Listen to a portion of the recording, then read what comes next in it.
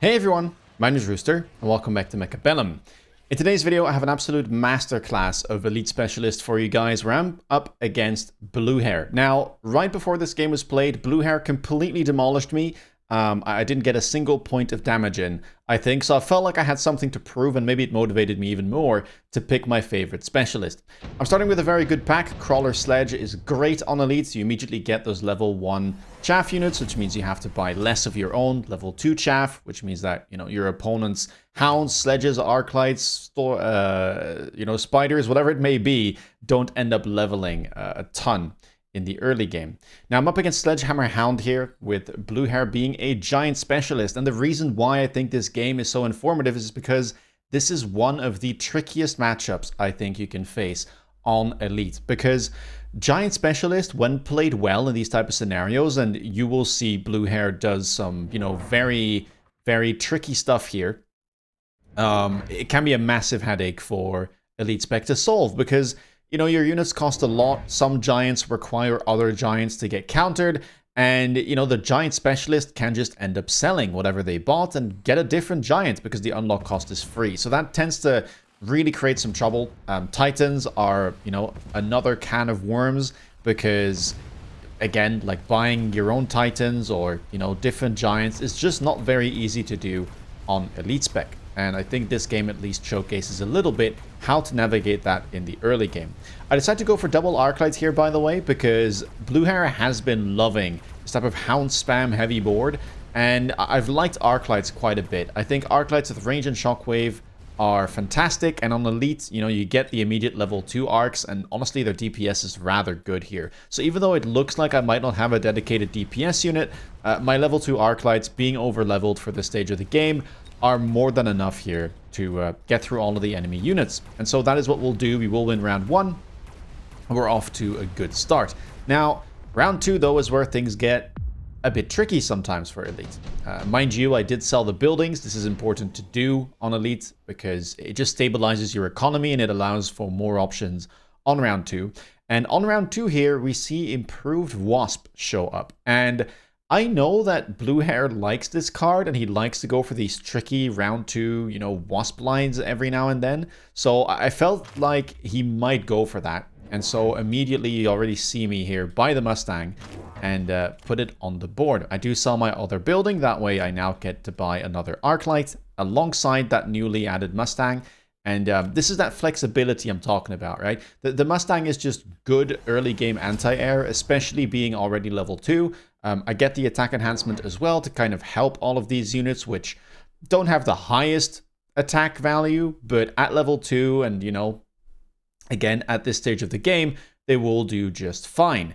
Will they do fine, though, against a Raiden on the line here, immediately targeting my Sledgehammers, my Arclights, and this is what I meant, right? Now, Blue Hair does end up picking Improved Wasp, so my intuition was correct, but something completely different showed up. Now, the nice thing, again, about the Mustang here is that at this stage of the game, with the level, it tends to do quite well into most units. I'm not convinced it'll do enough here, though, because there's a lot of mid-sized stuff on the ground.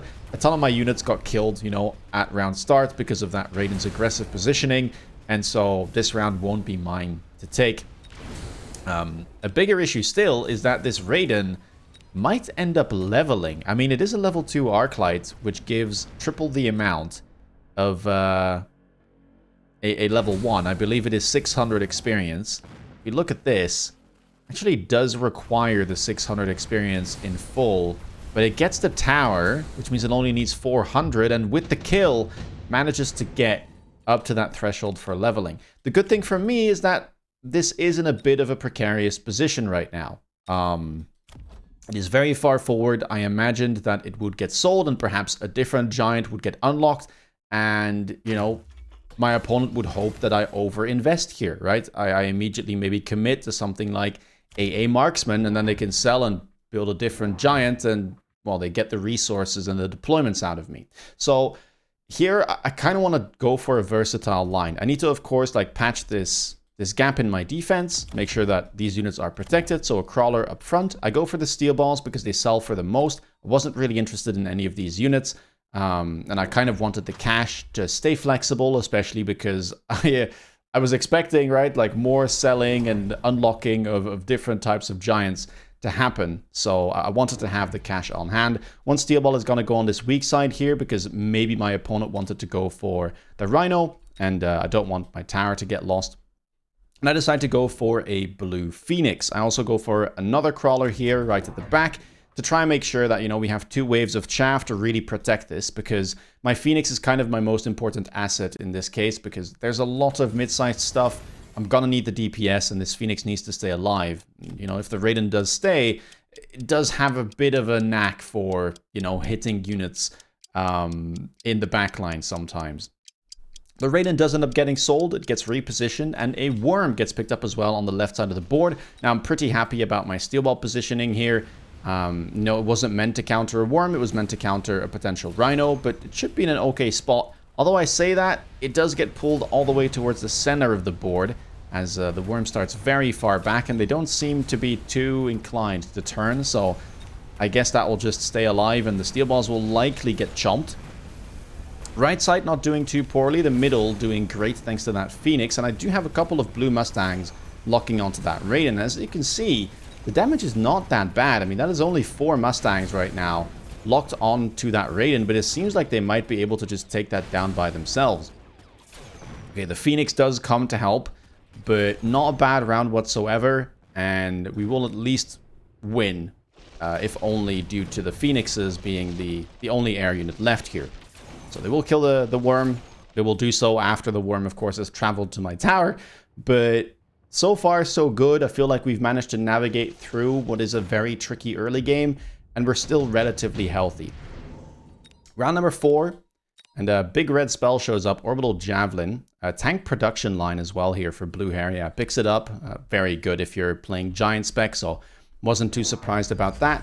I decided to go for the Jav, which is also quite good into giants. Now, there's a ton of stuff I can't necessarily hit, and you will see me go for a relatively safe javelin here. Just opting to kill that tarantula, the 2 tarantulas that were picked up from the unit drop, and the level 2 sledgehammer. And the reason for this is I can't really hit the worm unless I put a crawler here, in which case it would stay above ground.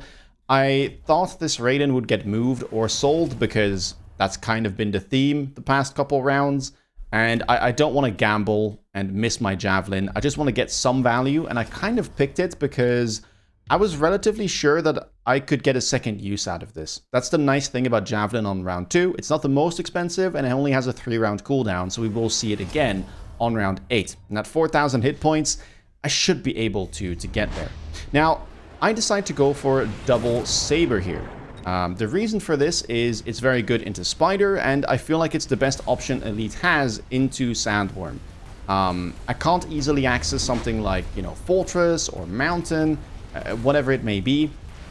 I don't really want to invest into the steel balls because my opponent is playing Raiden, so Saber just felt like the best option here to counter both the unit drop and the worm that showed up. And you can see again, I'm not investing a ton here into my anti-air, right? All I'm doing is keeping that Mustang around. It's still unteched. I don't need it to be teched, right? So far, I've won the rounds, and the Mustangs haven't, like, died and lost me the round because of them dying. So it's not something I need to invest in, and I just want to stall for as long as possible to see what my opponent commits into. Now, at this point, I'm probably kind of certain that, you know, there's a decent amount of value in the air units. Double Raiden. There is also that sledgehammer item. So now I could start thinking about, you know, going for some anti-air. But the whole theme here is basically trying to make do with, you know, as flexible and as untechted units as possible. So having that one Phoenix, having that one Mustang, not immediately committing to attack because I want to see what does my opponent want to do. Now, the Raiden gets sold and replaced for an Overlord. I imagine the idea here is that Overlord is just better into something like Sabretooth, right? It is more of a DPS-oriented unit as opposed to Raiden, which is also DPS, but more so suited at killing steel balls and sledgehammers, that type of thing. Now, I do go for AA, though, because I saw enough of a commitment to where I now feel like it's worthwhile going for AA Marksman. It's not the most expensive tech in the world. It counters this type of stuff very effectively. And if my opponent wants to get out of the Raidens, they will now have to do so across 2 rounds. Redeploy did show up, by the way, which could be slightly problematic, I guess, but I do pick it up, and I move an Arclight up here to help out the Sabertooth. Another Crawler gets added as well to protect it, and we'll just have to see how this goes. Marksman does manage to insta-lock. It doesn't quite have the damage to instantly take that out, but luckily the Saber will survive and manage to take down that, that Spider. Level 2 Sandworm, though, got redeployed to the right side, and even though Saber is pretty decent into Sandworm, if it's a one-on-one at equal level, it is not something the Saber will easily win. Thankfully, we do have some other DPS units still alive. I may even be able to get a debuff here, although we'll have to see how that turns out. My 2 marksmen are doing a great job taking down that worm. It will die. The Phoenixes are still alive. They do get targeted now, but at level 3, and with the first defense enhancement, they are capable of actually tanking that Raiden shot and then finish off the Raiden during the debuff. So once again, we've navigated the start of the mid-game here quite well, and we now see some more commitment out of our opponent. Because at this point, you know, my opponents can't just keep selling and building new giants over and over and over again. Like, they are losing deployments every time they do so. And, well, having now Raidens and Overlords unlocked, the AA Marksman will have, you know, a decent amount of value. The Spiders get ranged. At last, there's a unit drop, and I decided to go for Melting Point in there. I already had DPS, but the Sandworm was a little bit too tanky, and I didn't necessarily want to, like, commit very hard into Sabertooth, because still other units could show up. And in general, I think Melting Point is a really good unit to have on the board. If you're facing, you know, a giant specialist that's doing this type of stuff, right? If they're buying and selling a whole bunch of different giants, generally speaking, like, the best unit against all giants is Melting Point. It does have some bad matchups, but, you know, it is the most, like, versatile, I guess, in terms of being able to kill all a host of different giants and titans. So I was pretty happy to have it on the board. I don't have to buy it myself, which is also a nice benefit, because 200 unlock cost, level 2 melter, 600. It wouldn't have been cheap. So I'm happy to keep it around. I'm not necessarily planning to invest into it here, but I wanted to see, again, what does my opponent do? You know, do they keep the Overlord, or do they go for something else? And that something else seems to be now the Mountain, which I have been playing myself quite a bit too. A pretty sensible choice, I would say. Very good into Saber, Sledge, that type of stuff. I mean, all of the smaller units in the game, really. So, yeah, not too surprised to see that. I am happy that I have the Melting Point on the board. It currently doesn't have range, but now that I see this and I see the range commit, I'm pretty happy to go for ranged Melting Point. This is also a little thing, again, about a different matchup, yet again, between Mountain and its counters. And if your opponent goes for ranged Melting, or ranged Mountain, the regular range, that is, then you can go Melting Point with range and something like Electromagnetic Barrage. If your opponent goes for extended range ammo, it's usually better to try and go for something like Abyss, right? Because your opponent can't go extended range as well as anti-aircraft ammunition. They just lose too much damage. And yeah, that's kind of how you tend to navigate this. Now that I see this investment from my opponent, I'm very happy to click range on my Melting Point and start investing in that.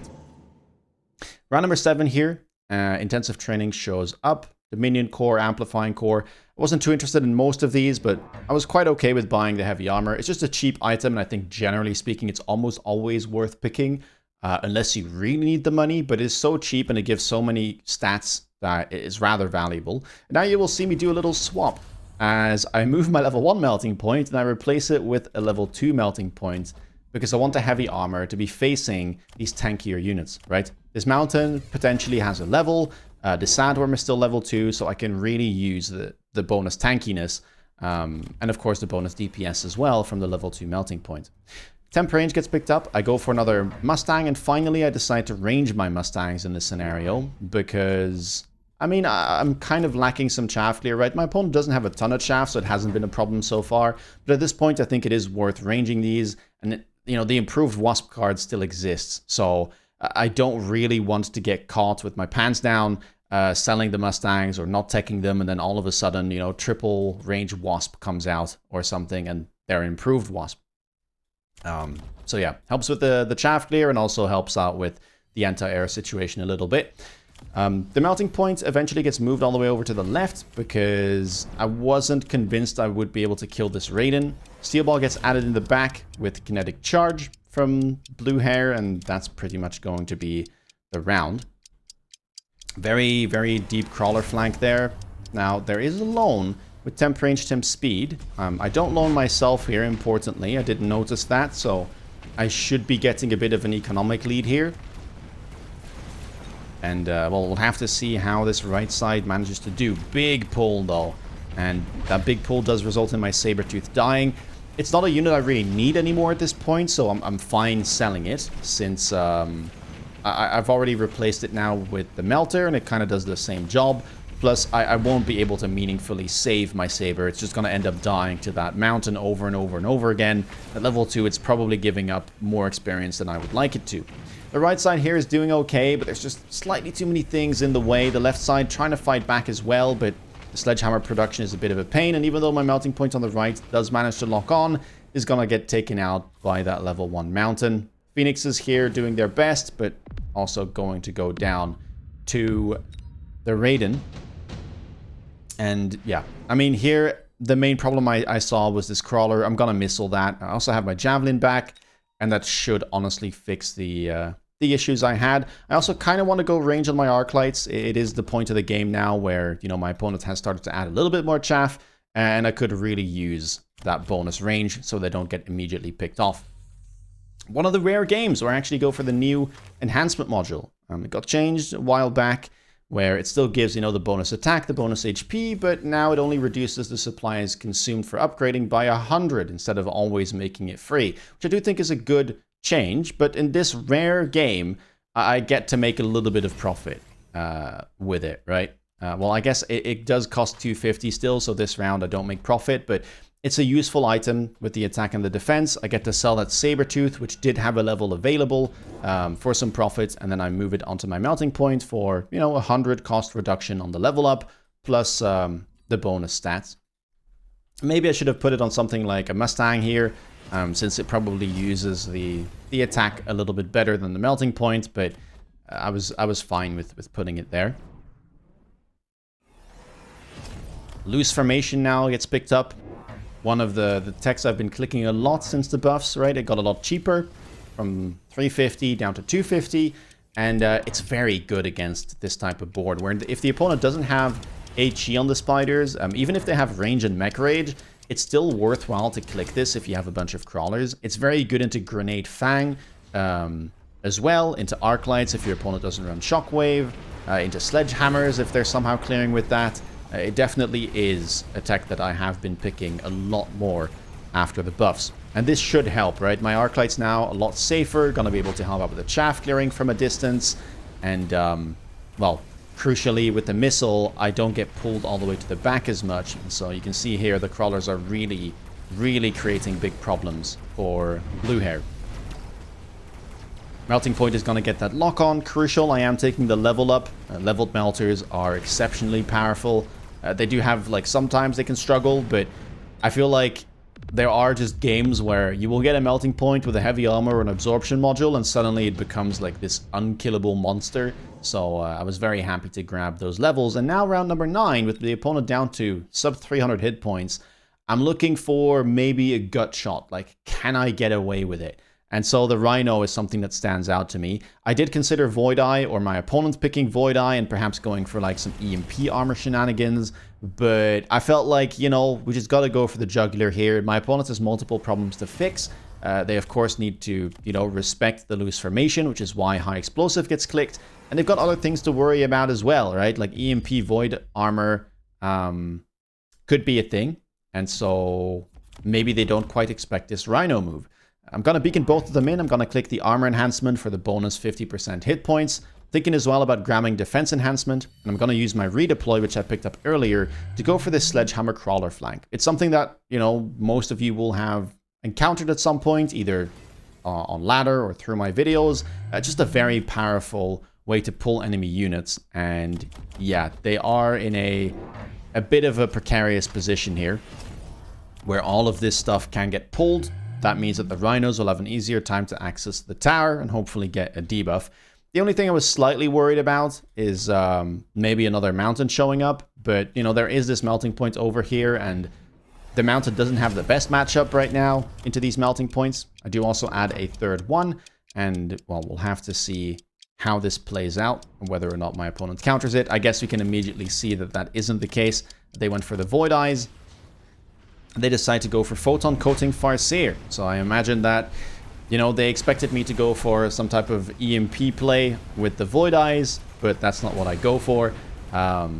You know, it's a bit of a gamble. I think that they did need to do this if I went for that play, because EMP armor is a massive problem for them to deal with. Right? It would EMP the mountain, would get rid of the range and the high explosive on the tarantulas, meaning that all of my crawlers would get in. So yeah, it is something they had to respect, but yeah, I don't end up going for that play. And so we get the debuff here. All my melters lock onto the correct targets, and that is simply going to be game. 9 rounds in, and we managed to get the victory here against what I consider to be a pretty bad matchup for Elite. It's very easy here to overcommit in the early game, in those early rounds, right? When you see that Raiden on the line, when you see the worm being purchased, you know, stuff being moved around, you might have the Mustang, but perhaps you range it a little bit too early, and that way you can't buy other stuff. So yeah, I think this was a really good way to navigate the early game on Elite. Kind of working with as little as possible, right? Getting away with not taking the arc lights for a while, not taking that Mustang, being aware that round 2, an air unit can show up, that improved Wasp was offered, that a level 2 Mustang is pretty versatile early on and can deal with most threats, at least air threats. And yeah, then we commit to aerial specialization when we see the double Raiden commit from the opponents. We get a little bit fortunate, I guess, that they go into Overlord, but, you know, that is the nice thing about AA. It works against all air units. And then, of course, pick up that melting point from the unit drop, keep it around, not necessarily to use it in the long run, but if a situation, you know, happens where it is good, then we at least have it unlocked and we can keep investing into that. In the end, my Phoenix does remain on the board. It is second on damage, as Phoenixes kind of do at that level without a tech. And yeah, I could try and take over the round here. I did try a bit, but I couldn't find a solution. Turns out that the thing I was worried about most doesn't really do anything. So let's say I do take the Void Eyes here, of course, temp range. Let's say I go for another mountain on this right side with a level up. It just doesn't end up doing enough. We do need high explosive, of course, on the spiders. That is rather important. And I might need some more fangs as well in front here to defend. That leaves me with 600. I could go for double attack. And I guess I could buy another crawler or something all the way in the back. And then that leaves us some money to go for some missiles. Hopefully get some early lock-ons. And then that'll pretty much be it. Maybe I should move this over here since there's no marksman on that side. But yeah, I mean, a big problem here is that this pull is such a massive issue. I think I haven't tried it with a Raiden being moved, so maybe that helps. We will have to see. But yeah, the tower is very, very vulnerable. And also the left side is not in a good spot whatsoever. These melting points are a big problem. The chaff has been cleared, so this will all start locking on. Don't lose the tower, so actually this might end up going quite well. Right side also, those steel balls, a bit of an issue. Like, they do keep getting more and more range. Left side will end up winning. And now it's all up to the melting points. There goes that tower. The marksman gets it. The melting point will shortly lock on and take down the mountain. And yeah. As I said, I couldn't really find a good way to deal with this. Even if you, like, counter the right, then the left collapses. And, well, of course, if you don't counter the right, then you get debuffed, as happened in game. So, yeah, not sure what should have been done here, but it probably should have been some type of earlier round. They lost a lot of tempo. I think on the turn they swapped their Raiden for an Overlord. And at that point, you know, the lack of deployment started to catch up. The AA caught them off guard. And the melting points being picked up on the same time as the mountain, you know, even though they ended up winning the round, it just gave me a very good matchup moving forward. So yeah, I hope you guys liked this video. If you did, please leave a thumbs up and down in the comments below what you thought about it. And yeah, if you want to stay up to date with latest content, please consider subscribing. And if you want to see me play live, check me out on Twitch. With that being said, take care, guys, and see you in the next video. Bye-bye.